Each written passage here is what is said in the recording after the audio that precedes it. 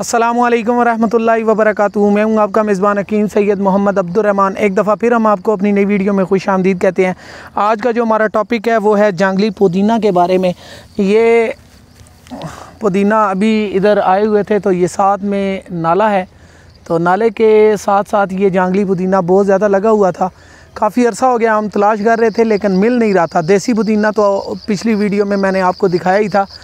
तो ये जांगली पुदीना है, इसको आपने खुशक कर लेना। बहुत ज़्यादा लगा हुआ है, अभी तो दिखाने के लिए वीडियो बनानी थी तो मेरा भाई आपको दिखाता है जांगली पुदीना।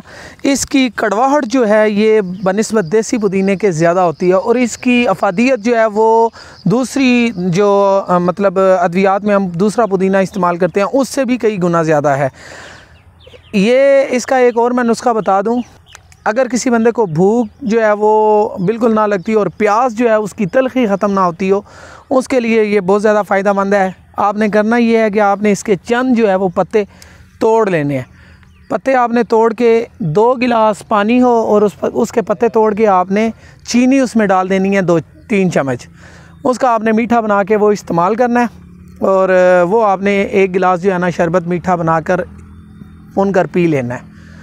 तो उसके साथ ये होगा कि आपके पेट के अंदर जो तज़ाबियत होगी वो ख़त्म हो जाएगी, अफारा जो बनता है वो ख़त्म हो जाएगा इंशाल्लाह। और जांगली पुदीना अभी मैंने आपको दिखाई दी है माशाल्लाह, यहाँ पे लगा हुआ है। और भी बहुत ज़्यादा कोशिश करेंगे कि नेक्स्ट टाइम जब आएँ तो साथ में कोई चीज़ लेकर आएँ जिसकी मदद से हम जो है ना ये साथ में लेकर जाएँ।